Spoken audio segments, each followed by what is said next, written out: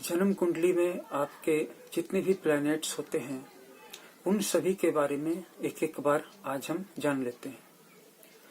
जन्म कुंडली के प्लैनेट्स के नेचर के बारे में, उसके वर्क करने की शैली के बारे में और उसके आपके भाग्य और जीवन पर पड़ने वाले संपूर्ण प्रभावों के बारे में जानकर ही आप उनके उपचार कर सकते हैं, उनका ट्रीटमेंट कर सकते हैं, प्रतिकूल ग्रहों को अनुकूल बना सकते हैं और अनुकूल ग्रहों के पावर को और ज्यादा बढ़ा या जरूरत के अनुसार घटा सकते हैं।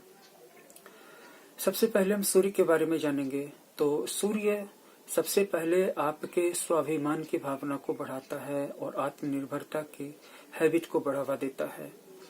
ये हमेशा हर चीज में सेंसिटिव होता है, अपने मन सम्मान को लेकर के कोई भी काम शुरू करने के पहले ये नहीं सोचता है कि मुझे इसमें सफलता मिलेगी या असफलता। वो सबसे पहले ये सोचता है कि मुझे अब ये काम करना है, अब चाहे धरती पलट जाए, आकाश गिर जाए, लेकिन मैं इस काम को नहीं छोड़ूंगा। दूसरा उसका जो भाव होता है वो ये होता है कि इस काम को करने से मेरा सम्मान कितना बढ़ने वाला है। इसके बाद आता है चंद्रमा का नंबर। तो चंद्रमा एक इमोशनल और सेंसिटिव ग्रह है। ये सेंसिटिव है अपने इमोशंस को लेकर के। आप इस जातक से जिनका चंद्रमा बलवान है या जिनकी कर्क राशि है या जिनका 2 तारीख को, 11 तारीख को, 20 तारीख को या 29 तारीख को जन्म है या चंद्र का लग्न है या चंद्रमा लग्न में पड़ा है या कर्क का लग्न है, तो कुल मिलाकर के ऐसे जातक भावनात्मक रूप से बहुत गहरे होते हैं और आप इनसे चाहे कोई भी काम करवा लीजिए, मुश्किल से मुश्किल काम करवा लीजिए, कठिन से कठिन काम करवा लीजिए, अगर आप इनसे एक बार मदद मांग देंगे तो ये इसी बात से भावुक हो जाते हैं और ये आपकी मदद करने के लिए तुरंत तैयार हो जाते हैं। और ये गुण और किसी भी जातक की राशि में नहीं पाया जाता, किसी भी और राशि के जातक में नहीं पाया जाता। और साथ ही साथ आप इनके अंदर के इमोशनल वर्ल्ड को परटर्ब मत कीजिए, वहां पर इनको अकेला छोड़ दीजिए अपने सपनों की दुनिया में। फिर बाहर चाहे आप इनको आग से धधकते हुए नरक में क्यों नहीं खड़ा कर दें, अगर आपने इनसे मदद मांगी तो वहां पर भी आपकी मदद करने के लिए चले आने वाले हैं। नंबर 3 पे ज्योतिष में मंगल आता है। ज्योतिष के हिसाब से, क्योंकि सूर्य चंद्र के बाद भौम आता है, भौम का अर्थ मंगल होता है, तो मंगल के जातक निडर होते हैं और शारीरिक गठन इनका जो होता है वो किसी लड़ाकू की तरह होता है। मंगल प्रभावित जातक एथलीट भी बनते हैं, फुटबॉल प्लेयर बनते हैं, जिम्नास्ट बनते हैं, मार्शल आर्ट के प्लेयर, जितने भी ताइक्वांडो, कुंग-फू, जूडो, ये सब कराटे, ये सारी जितने भी प्लेयर्स हैं, इसके चैंपियंस हैं, उन सब की कुंडली में मंगल डोमिनेंट होता है, निश्चित रूप से डोमिनेंट होता है, क्योंकि मंगल ही आपको फौजी बनाता है, पुलिस का अधिकारी बनाता है, सेना का जवान बनाता है और एयरफोर्स का भी जवान बनाता है। वही नौसेना का जवान या अधिकारी बनने के लिए आपका चंद्रमा भी योगदान करता है। मंगल प्रभावित जातक जो होते हैं धुन के पक्के होते हैं, यस और नो के मैन होते हैं। अगर किसी बात को नो कर दिया तो फिर नो कर दिया, इनकी सोच पहले से तय होती है, और अगर यस कर दिया तो फिर यस कर दिया, फिर इनको कोई रोकने वाला भी नहीं है। मंगल का संबंध 9 अंक से है, इसलिए जिन जातकों का जन्म 9 तारीख को, 18 तारीख को या 27 तारीख को होता है और जिस महीने में सूर्य वृश्चिक राशि में रहता है या मेष राशि में रहता है, तो उन जातकों पर भी मंगल का पूरा प्रभाव रहता है। ऐसे जातकों के जीवन में संघर्ष ही ज्यादा होता है, लेकिन संघर्ष में विजय भी मिलती है। और ये मंगल प्रभावित जातक होते हैं और ये बहुत फास्ट चलते हैं, इनकी गति बहुत तेज होती है और किसी भी प्रॉब्लम को तुरंत सुलझा सकते हैं। किसी भी व्यक्ति के प्रॉब्लम को या व्यक्तियों के कुछ समूह के बीच के प्रॉब्लम को, जहां दूसरे अंक और दूसरे ग्रहों वाले जातक जाकर के काफी समय लगा पाते हैं सुलझाने में और कभी कभी नहीं भी सुलझा पाते हैं, वहीं मंगल जातक जाकर के उसे तुरंत सुलझा देते हैं। और ये क्वालिटी सिर्फ मंगल जातकों में नहीं है, ये कुछ और राशियों के जातकों में भी ये वाली क्वालिटी पाई जाती है, जिसकी चर्चा हम आगे करने वाले हैं।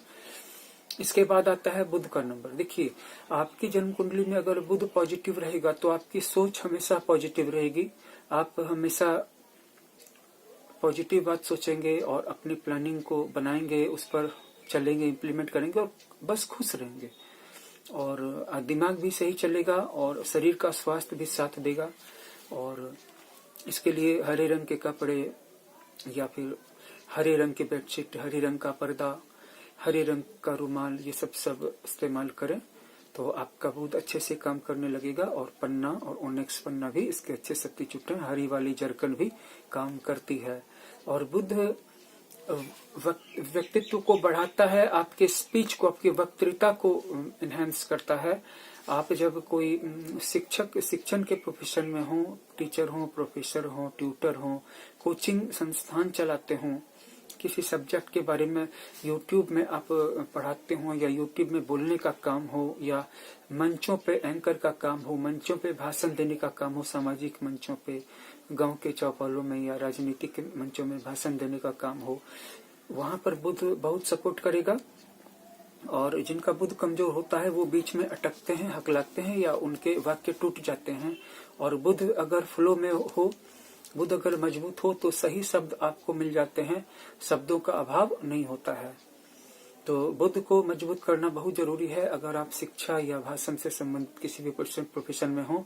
और साथ ही साथ ये आपकी राइटिंग को भी बहुत मजबूत करता है। राइटिंग की स्किल के लिए भी बुध का मजबूत होना बहुत जरूरी है। आप अगर लेखक हैं, कवि हैं, स्क्रिप्ट राइटर हैं, या किसी के लिए बुक लिख रहे हैं, या किसी के बिहाफ में बुक लिख रहे हैं, या फिर स्कूल में आपको पढ़ाना है, या किसी कॉलेज में आपका प्रोफेसर की नौकरी है, तो अगर आपका बुध मजबूत है तो आपकी भाषण शैली बेमिसाल होगी, लाजवाब होगी, अद्भुत होगी। तो ये तो हो गई बुध की बात। हमने 4 ग्रहों की चर्चा कर ली। सबसे पहले सूर्य की चर्चा की, चंद्रमा की चर्चा की, और मंगल की चर्चा की, और अब बुध की चर्चा कर रहे हैं। तो अगर आपकी कुंडली में बुध के साथ साथ सूर्य का भी प्रभाव हो तो आपकी वही वाणी जो है, जो पहले परसुएसिव थी, वो अब उसमें एक अजीब सा किस्म का प्रभाव आ जाएगा, राजसी प्रभाव आ जाएगा। ऐसा जैसे कि आपकी आवाज को दबाने की ताकत किसी में नहीं है, या फिर ऐसा कि आप जो बोल रहे हैं वह बिल्कुल ही पत्थर की लकीर है, उसको अब कोई बदलने वाला भी नहीं और काटने वाला भी नहीं है। और सूर्य और बुध दोनों मजबूत हो जाएं तो ऐसे जातक जो होते हैं वो देश के लिए या राज्य के लिए, अपने प्रोविंस के लिए, अपनी कॉन्स्टिट्यूशन के लिए नए नियम कानून कायदे बनाते दिखे गए हैं। और अगर आपका मंगल और बुध मजबूत है तो आप पुलिस प्रोफेशन में आपके जाने की चांसेस होती है, और वहां पर भी आप अपने उत्साह के कारण, ऊर्जा के कारण जाने जाते हैं, और आप अपने बॉडी फिटनेस का ज्यादा ध्यान रखते हैं।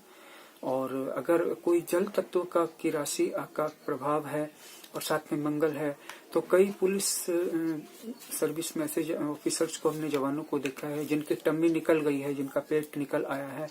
और अगर सिर्फ मंगल का प्रभाव है, सूर्य का, तो ऐसे जातक स्लिम होते हैं और लंबी उम्र तक अपने समूचे बॉडी को स्लिम बना के रखते हैं। अगर बुध का भी प्रभाव मौजूद है तो स्लिम होने के साथ साथ उसमें फ्लेक्सिबिलिटी आती है। वो जिम्नास्ट बॉडी के होते हैं या योगा वगैरह करते हैं, अपनी बॉडी को लचीला बना करके भी रखते हैं। अब हम बुध के बाद चर्चा कर लेते हैं बृहस्पति की। तो बृहस्पति एक, जिसका नाम ही है गुरु, तो बृहस्पति अगर आपकी कुंडली में डोमिनेंट है, लग्न में या विद्या के भाव में या कर्म के भाव में, तो आप जिस भी जगह जाएंगे वहां की अव्यवस्था को सुधार देंगे। वहां अपने आप लोग आपके सामने सही काम करने लगेंगे। अगर उस कमरे में वस्तुएं अस्त व्यस्त हैं तो वो आप उसको सलीके से रख देंगे, उसको सजा करके संवार करके रख देंगे। और जिस डिपार्टमेंट में जाएंगे वहां की सारी करप्शन को या वहां की सारी डिसऑर्डर इसको आप बदल करके ऑर्डरली कर देंगे। सलीके से, तहजीब से, नियम से, कायदे से, कानून से, सुव्यवस्था से हर चीज को पुनर्स्थापित कर देंगे। और गुरु धार्मिक भी बनाता है और उसका धर्म कर्म में विश्वास होता है ऐसे जातक का, और वह दान पुण्य में भी विश्वास रखता है, ईश्वर में आस्था रखने वाला होता है, और ईश्वर उसके जीवन की सबसे बड़ी पूंजी होता है गुरु प्रधान जातकों का। और गुरु की और भी बहुत सारी विशेषताएं हैं, लेकिन हम इस कुंडली में सिर्फ एक इंट्रोडक्टरी लेवल पे सबको आपको बता रहे हैं। गुरु के बाद शुक्र का स्थान है। शुक्र भी दैत्यों के गुरु हैं। ये भी जहाँ जाते हैं हर चीज को सुंदर बना देते हैं, आकर्षक बना देते हैं। और शुक्र प्रधान जो जातक होते हैं वो अपने व्यक्तित्व को आकर्षक बनाते हैं, ऐसे कपड़े पहनते हैं, ऐसे परफ्यूम लगाते हैं, ऐसे श्रृंगार के सामान यूज करते हैं महिलाएं पुरुष, जो कि वो उनके व्यक्तित्व को ज्यादा से ज्यादा आकर्षक बनाए, खासकर विपरीत लिंगी के लिए। और इनकी वाणी में एक मतलब कि एक विजडम के साथ साथ एक एक्स्ट्रा चार्म होता है, और इनकी आंखों में एक अलग तरह की मैग्नेटिज्म होती है, एक हिप्नोटिज्म होता है, एक आकर्षण होता है। अट्रैक्शन और हिप्नोटिज्म जब दोनों मिल जाते हैं तो वहां पर शुक्र के साथ राहु आता है, और जब अट्रैक्शन के साथ सेक्सुअलिटी का मिश्रण हो जाता है तो वहां शुक्र के साथ मंगल आता है। शुक्र और मंगल अगर साथ में हो, एक दूसरे के साथ रिलेशन में हो, साथ में हो, दृष्टि डाल रहे हो, एक दूसरे की राशि में हो, तो ऐसे जातकों के जीवन में बहुत सारे विपरीत लिंगी मित्र होते हैं, अपोजिट जेंडर के, अपोजिट सेक्स के एक से ज्यादा रिलेशन होते हैं, और फिर भी इनको कभी भी सेटिस्फैक्शन नहीं मिलता है। ये और ज्यादा की तलाश करते हैं, और ये तलाश शायद कभी खत्म नहीं होती है। वहीं अगर शुक्र के साथ राहु का कनेक्शन हो गया तो ऐसे जातकों की आंखों में एक अजीब किस्म का सम्मोहन आ जाता है, और इस सम्मोहन, इस मैस्मरिज्म के पावर से, इस मैग्नेटिज्म से वो अपने आसपास के लोगों पर बहुत प्रभाव डाल सकते हैं। चाहे तो अच्छा काम भी करवा सकते हैं, चाहे तो बुरा काम भी करवा सकते हैं। शुक्र का अगर केतु के साथ संबंध हो जाए तो ऐसे जातक का सारा आकर्षण जो है दुनिया से मुड़कर के मोक्ष की ओर हो जाता है, ईश्वर प्राप्ति की ओर हो जाता है, और वह ईश्वर से प्रेम करने लगता है। तो शुक्र के बाद अब आता है शनि का नंबर। शनि जो है जातक को प्रूडेंस से, विजडम से संपन्न बनाता है, खासकर डिप्लोमेटिक सारी हर प्लानिंग में वो जो है वो पॉलिटिकल प्रूडेंस का, पॉलिटिकल विजडम का और डिप्लोमेटिक नैक का प्रयोग करता है। ऐसे जातक को अगर बहुत सारे लोगों के ग्रुप में जोड़ दिया जाए तो वहाँ वह पावरफुल लोगों को एक जगह कर देता है और उनके बीच में मेडिएशन करता है, मध्यस्थता का काम करता है। और शनि प्रभावित जातकों के जीवन में संघर्ष ज्यादा होता है, सफलता देर से मिलती है, खास करके शनि अगर केंद्र में हो तो। और शनि अगर केंद्र में है तो आपको सफलता मिलेगी जरूर, और जब मिलेगी तो बिल्कुल बढ़ती हुई रफ्तार में मिलेगी। जीवन के अंत समय तक, बुढ़ापे तक आप और ज्यादा सफल होते ही चले जाएंगे। और अन्य ग्रहों के साथ है कि वो आप एक जीवन में स्टार की तरह चमकेंगे, जैसे राजेश खन्ना और अमिताभ बच्चन। तो राजेश खन्ना जीवन में एक बार बहुत जोर से चमके, कुछ सालों तक सुपरस्टार रहे, फिर बाद में उनका पता नहीं चला। और अमिताभ बच्चन अभी तक, चाहे वो केबीसी के माध्यम से हो, चाहे वो एडवर्टीजमेंट टीवी विज्ञापनों के माध्यम से हो, या किसी भी रूप में, या फिल्मों के माध्यम, अभी तक स्टार है और अभी तक मेगा सुपरस्टार है, मिलेनियम के स्टार है।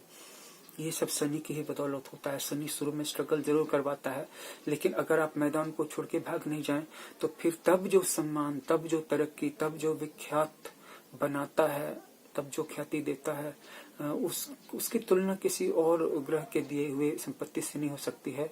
और इनमें भी एक कनेक्शन है जिसको कि हम इस वीडियो के आखिर में बताने वाले हैं। शनि प्रभावित जातक फूंक फूंक करके कदम रखता है, सोच समझ करके स्टेप उठाता है, सोच समझ करके प्लान बनाता है, और किसी पर भी विश्वास नहीं करता है, किसी भी चीज से आश्चर्यचकित नहीं होता है। और उनको शरीर में जोड़ों का दर्द, घुटनों का दर्द, गठिया का दर्द वगैरह वगैरह होता है। ये सारी चीजें होती हैं जीवन में। दुश्मन परेशान करते हैं, खास करके अगर शनि भी बलवान हो, शनि प्रभावित कर रहा हो, या शनि केंद्र में हो, 7.5 हो, रैया हो, मतलब शनि ही शनि, सिर्फ जब शनि रहता है तो सिर्फ शनि ही शनि रहता है।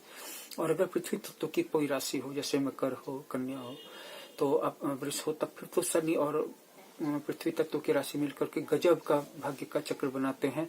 कभी दुर्भाग्य परेशान करता है, कभी भाग्य ही भाग्य रहता है। तो ये हम अलग से चर्चा कर लेंगे। आज हम आपको ग्रहों के बारे में बेसिक इंट्रोडक्शन दे रहे हैं। और शुक्र के बाद बारी आती है शनि की, और शनि के बाद बारी आती है राहु की।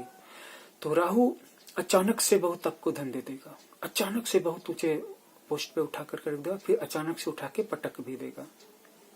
दुनिया में जितने भी झूठ बोले जाते वो राहु प्रभावित जातक बोलते हैं। ऐसा नहीं कि राहु बोलता है, राहु प्रभावित जातकों को सक्सेस पाने की, शॉर्टकट पाने की इतनी लालसा होती है, और साथ ही साथ वो जो है ऐसे प्लान आपको दिखाएगा, ऐसे ख्वाब दिखाएगा। राहु प्रभावित जातक लोगों को ऐसे ऐसे प्लान्स दिखाते हैं, ऐसे ख्वाबों की दुनिया में ले जाते हैं जहाँ पर जाने के बाद वो लोगों को लगता है कि हम भी इनकी तरह रातों रात अमीर बन जा सकते हैं। और राहु का जो चार्म होता है पहले ही बता चुके हैं कि एक अलग लेवल का सम्मोहन होता है। और जैसे कि रूस में जो जार राजा था तो उसके साथ एक रास्पुतिन नाम का उसका असिस्टेंट था। तो रास्पुतिन ने अपनी आंखों के सम्मोहन के द्वारा राज से मनमाने काम करवाए थे। लोग सोच रहे थे कि वो रूस का राजा जार और जारीन कर रही है रानी, लेकिन वो सब रास्पुतिन करवा रहा था। और उसकी आंखों में जबरदस्त सम्मोहन था, उसकी कुंडली में राहु बलवान था। तो राहु का प्लेसमेंट शत्रुंजयता भी बनाता है, मतलब शत्रुंजयी बनाता है। और ऐसे जातक जो होते हैं उनको शत्रु हरा नहीं सकते हैं। और राहु के एक विशेषता और भी है कि राहु जो भी देता है अचानक देता है।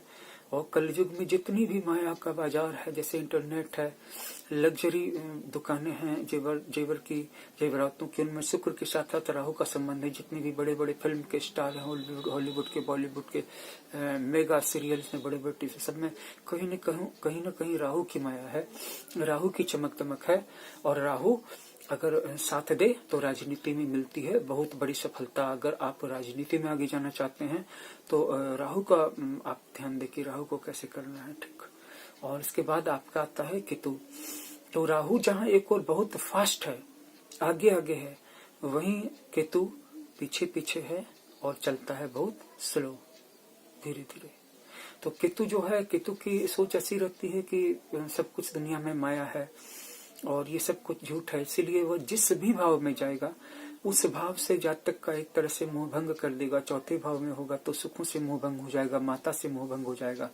10वें भाव में है तो नौकरी से मोह भंग हो जाएगा। 5वें भाव में है तो विद्या से मोह भंग हो जाएगा। 7वें भाव में है तो जीवन साथी से, पति से, पत्नी से मोह भंग हो जाएगा। 5वें में है तो प्रेमी से, प्रेमिका से मोह भंग करा देगा जहां भी रहेगा।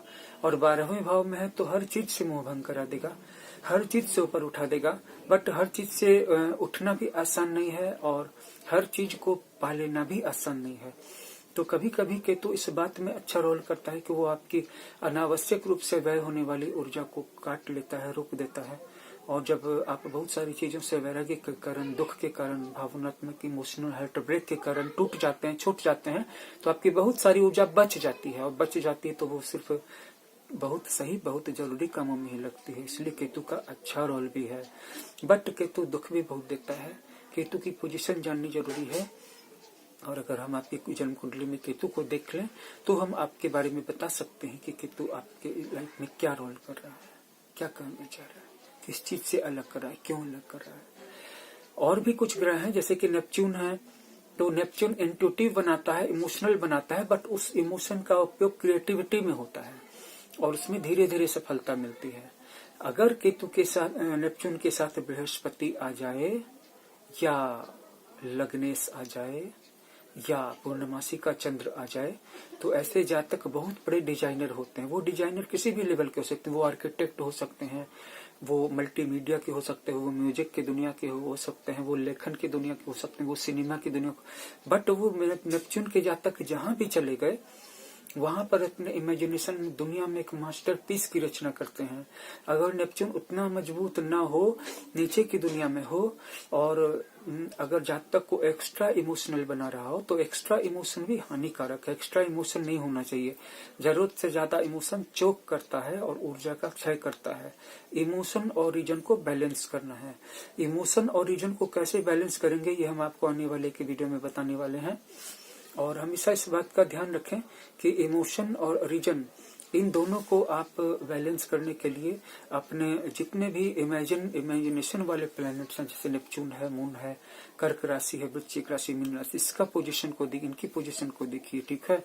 इसकी पोजीशन को देखिए तो आपको अपने इमेजिनेशन का के साथ साथ इमोशन के बैलेंस का, रीजन के बैलेंस का पता चलेगा कि ये सारे के सारे जो हैं एक तरफ है, बाएं तरफ है या दाएं तरफ है। अगर आपकी कुंडली में भाव 1 से 6-7 तक है तो इमोशन की प्रधानता होगी। अगर दाएं तरफ है तो इमोशन की प्रधानता नहीं होगी। और भी कुछ फैक्टर्स हैं, इनके लिए जन्म कुंडली का देखना बहुत जरूरी है। यूरेनस, इसके बाद यूरेनस का नंबर आता है। तो यूरेनस एक ऐसा प्लेनेट है जो अराजकता लाता है। जैसे किसी देश में जनता का प्रदर्शन हो गया या मिलिट्री कू हो गया, तो सरकारी पलट गई, बिना इलेक्शन के ही अचानक कोई प्रधानमंत्री था, कोई और बन गया, जैसे कि पाकिस्तान में होता है। जैसे हाल में ब्रिटेन में हुआ, जैसे कि इटली में पिछले कुछ 50-60 सालों में कितने प्रधानमंत्री बन गए। आप एवरेज निकालेंगे तो 1-2 साल में एक प्रधानमंत्री बदला। और पाकिस्तान में भी कि कोई भी प्रधानमंत्री 5 साल पूरा नहीं करता है।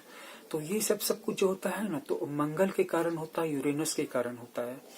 कभी कभी शनि का भी इसमें हाथ होता है, कभी कभी गुरु का भी हाथ होता है कि राजनीति है ही ऐसी पेचीदी चीज, और ज्योतिष तो काफी पेचीदा है ही। तो जो आपका यूरेनस है, यूरेनस मिलिट्री कू करवाता है। अचानक से इंग्लैंड में देखिए कि पहले बोरिस जॉनसन प्राइम मिनिस्टर थे, अब अचानक से ली ट्रस आ गई और लिज ट्रस भी ज्यादा दिन नहीं रुकी। अब फिर कौन कौन से नए प्रधानमंत्री के उम्मीदवार के लिए खड़े हो गए और अंत में फिर ऋषि सुनक की प्रधानमंत्री की दावेदारी पुख्ता हो गई और अब ऋषि सुनक ब्रिटेन के प्रधानमंत्री हैं।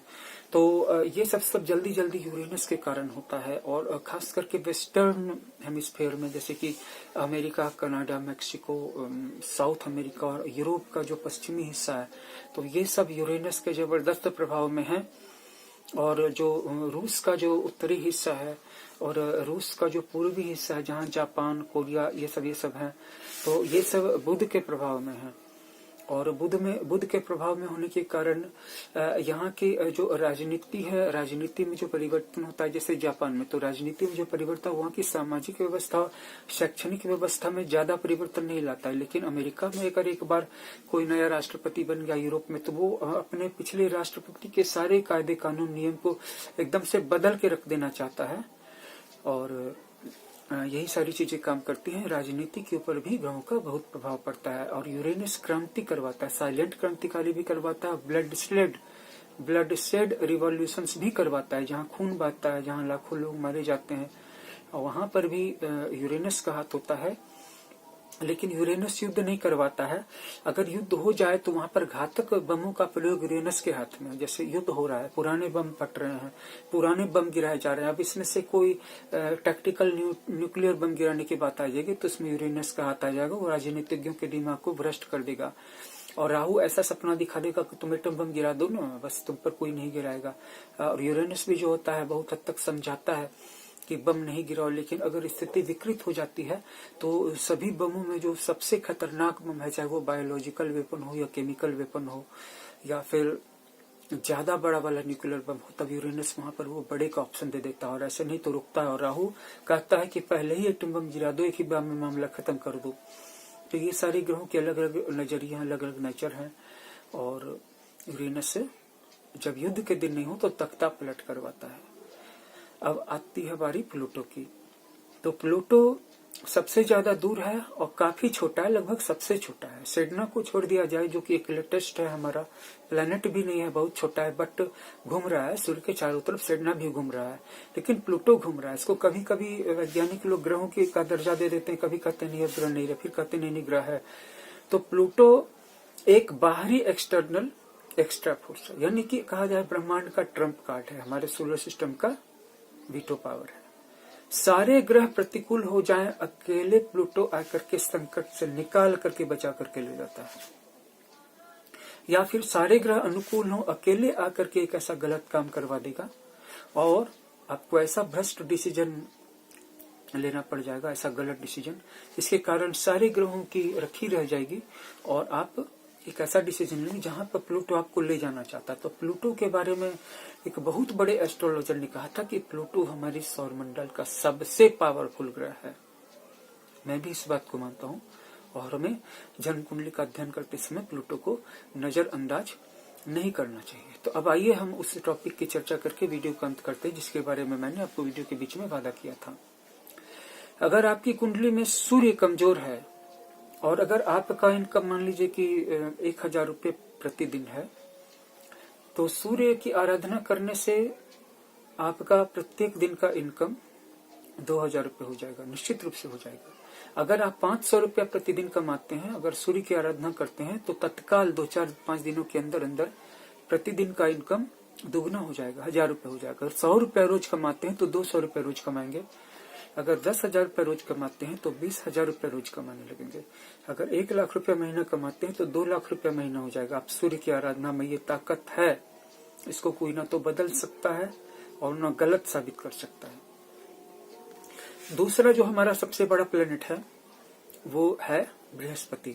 तो बृहस्पति कुछ नया और एक्स्ट्रा नहीं देता है, लेकिन अगर आप बृहस्पति की पूजा करते हैं, उसका जप करते हैं, करवाते हैं, हवन करवाते हैं, तो आपकी जितनी भी गई हुई संपत्ति है, चाहे वो केस मुकदमे में हो या किसी दुश्मन ने हड़प लिया है या चोरी हो गया है, खो हो गया है, और साथ ही साथ अगर आपका सम्मान चला गया है, कोई सगा संबंधी चला गया है, पत्नी छोड़ के चली गई है, पुत्र छोड़ के चला गया है, पत्नी रूस करके मायके चली गई है, या अगर आप महिला, आपका पति आपसे रूठ करके नाराज होकर के कहीं बाहर चला गया है, आपकी संपत्ति चली गई, आपका जेवर चला गया, कुछ भी चीज, तो गुरु की उपासना करने से वो उतना का उतना वापस में लौटा देता है। गुरु जब अनुकूल हुआ था तो भगवान श्री राम के 14 साल का वनवास पूरा हो गया था और उनका राज्य उनको वापस मिल गया था। तो गुरु काफी पावरफुल होता है। और जब मंगल कुपित था तो मंगल ने राज्याभिषेक के टाइम में उनको वनवास करवा दिया था। मंगल विच्छेद करवा देता, आप जहाँ भी जो भी हैं वहाँ कला पैदा करके आपको घर से बाहर निकलवा दे सकता। अगर पोस्ट पे हैं तो पोस्ट से बाहर निकाल देंगे, अगर किसी राजनीतिक पार्टी कांग्रेस भाजपा किसी में भी हैं तो उससे आपको बाहर कर सकता है मंगल। गुरु आपको सब खोई हुई चीज वापस दिला सकता है। और शनि क्या करता है? शनि दिन दूना रात चौगुना बढ़ने वाली तरक्की दे सकता है, जो कि कोई और ग्रह नहीं दे सकता है। बाकी सारे आपको लाइफ में एक बार स्टार की तरह चमका देंगे, बट अगर जब शनि का दौर शुरू होता है तो आपको ये हिसाब रखना मुश्किल होता है कि कितने स्टेट्स में आपकी संपत्तियां हैं, प्रॉपर्टीज हैं, कितने बैंकों में आपके खाते हैं, आपके पास कितना धन है, आपको पता नहीं होता, आप पता करने बैठते भी नहीं हैं। ये सब शनि देवता की कृपा से होता है। अगर शनि को मजबूत कर लिया तो सोच लो सब कुछ को मजबूत कर लिया। बट एक बार जानना बहुत जरूरी है कि ये तीनों आपके कारक हैं या अकारक। और आखिरी बात, अगर आप सूर्य की पूजा कर रहे हैं तो घर के वातावरण को साफ सुथरा होना बहुत जरूरी है, आपके वस्त्रों का साफ सुथरा होना बहुत जरूरी है, मन का भी साफ सुथरा होना बहुत जरूरी है। नहीं तो देवताओं की जो पवित्र सत्ता होती है तो उस सत्ता के आगमन के बाद अगर उसको असुचिता मिलती है तो सब कुछ अमंगल ही अमंगल होना शुरू हो जाता है। वो सत्ता, वो पवित्र सत्ता, दैवी सत्ता है, तो आप उसका शाप क्यों प्राप्त करना चाहते हैं? जब भी किसी देवता या ग्रह की उपासना करें तो शुचिता, स्वच्छता का जरूर पालन करें। तो इस वीडियो में इतना ही। ये वीडियो आपको कैसा लगा? और ऐसे ही वीडियोज हम और भी लाने की कोशिश करेंगे। इस चैनल को अभी तुरंत सब्सक्राइब कर लें, लाइक कर दें, और 1 मिनट का समय लगता है बस लाइक करने में और सब्सक्राइब करके शेयर करने में। ज्यादा से ज्यादा लोगों के बीच में ये नॉलेज फैल सके। और बहुत जल्द मिलते हैं। अगर आपका कोई सवाल हो तो आप उसे कमेंट बॉक्स में जरूर डालें।